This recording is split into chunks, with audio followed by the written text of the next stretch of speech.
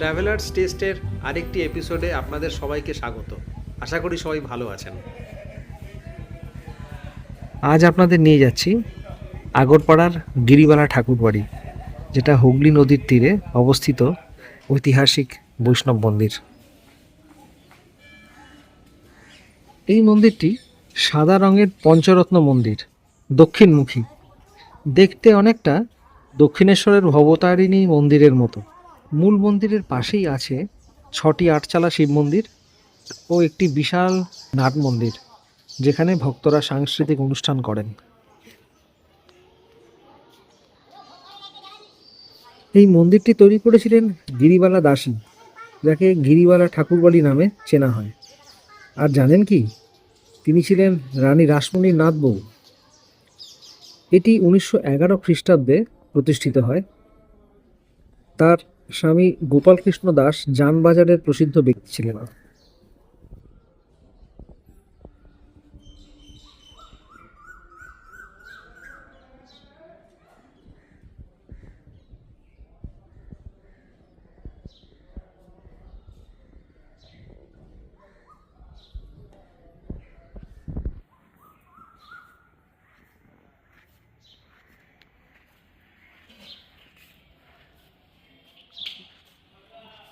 মন্দিরের পাশে এই যে সাদা বিল্ডিংটি দেখতে পাচ্ছেন, এটি মন্দিরের রন্ধনশালা। এখানেই ভোগ রান্না হয়।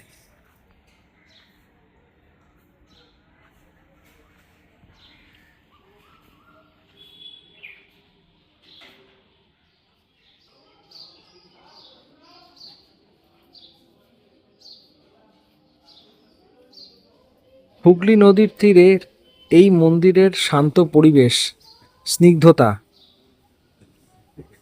ফটোগ্রাফি আর হেরিটেজ ট্যুরের জন্য আদর্শ।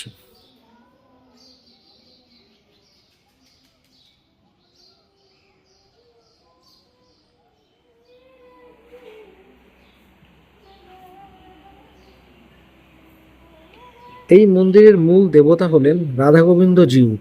এটি একটি বৈষ্ণব মন্দির।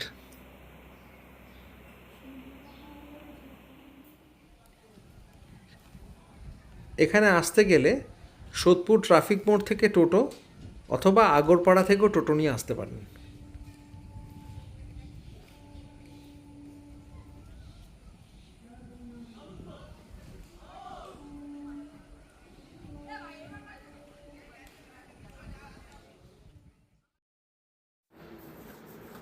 মন্দিরের মূল প্রবেশদ্বারে ঢোকার পরই বাদিকে এই মন্দিরের ইতিহাস সম্বন্ধে লেখা আছে। তবুও যখন সুযোগ পেয়েছি, এই মন্দিরেরই তপনবাবুর কাছ থেকে, তার মুখ থেকেই আমরা জেনে নিই এই মন্দিরের ইতিহাস। প্রতিষ্ঠা হয়েছিল এই মন্দিরটির নাম হচ্ছে গিরিবালা মন্দির। গিরিবালা ঠাকুরবাড়ি বলে খ্যাত।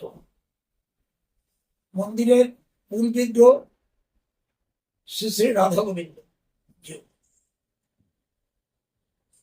মন্দিরে ঢোকার সময় ছোট্ট একটি 8 ইঞ্চি আছে, তাতে গিরিবালা দাসী পরিচয় দেওয়া আছে। সেখানে বলেছেন উনি গিরিবালা দাসী রাধা গোবিন্দ কুঞ্জ। পরবর্তীকালে এটা গিরিবালা মন্দির বলে প্রচলিত হয়েছে। এই মন্দিরটি প্রতিষ্ঠা হয়েছিল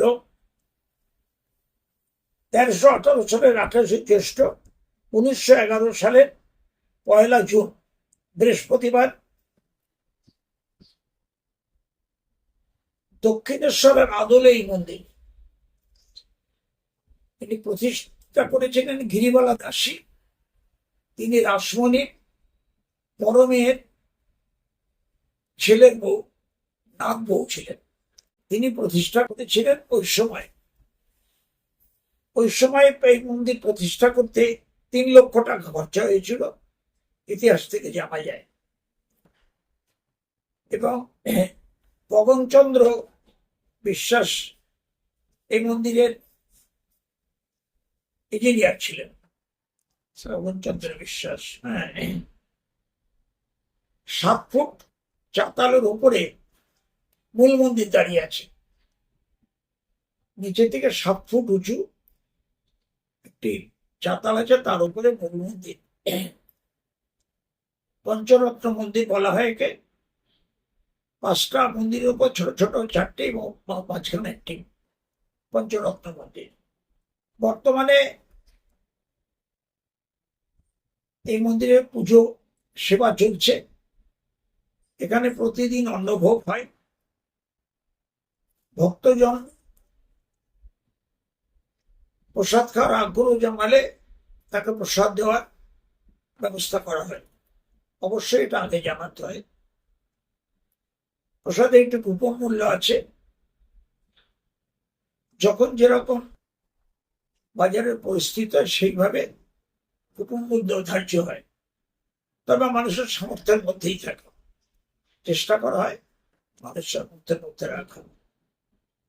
মন্দির 6টায় খোলে, 12টায় বন্ধ হয়। 12টায় ভগবানের ভোগ হয়। 1টার সময় যারা ভক্তজন প্রসাদ চাইলে তাদের প্রসাদ বিতরণ করা হয়।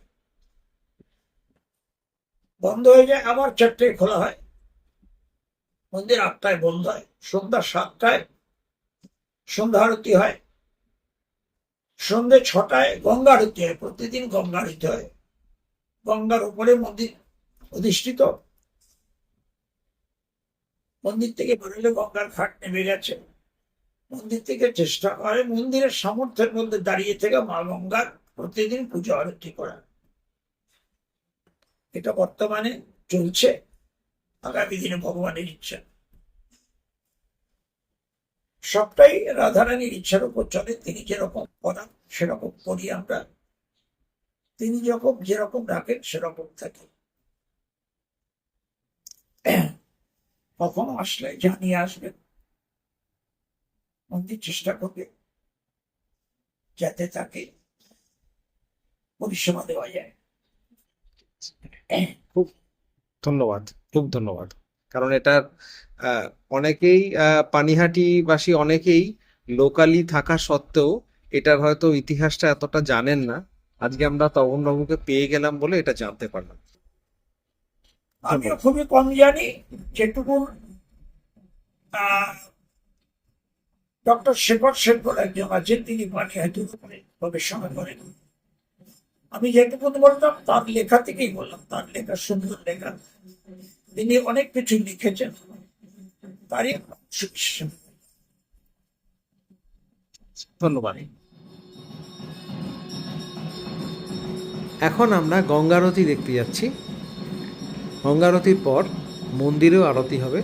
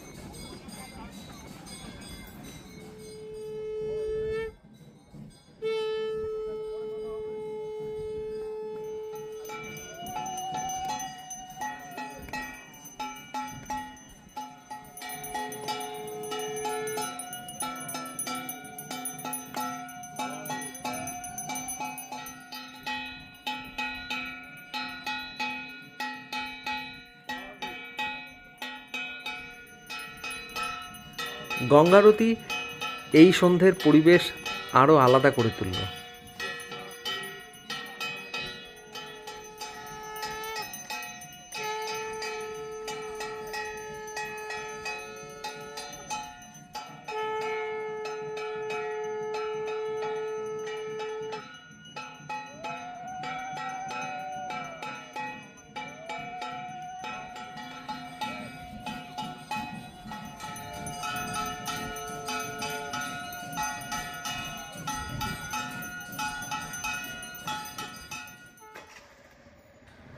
আমাদের আজকে বিকেলটা এখানে খুব ভালো কাটলো।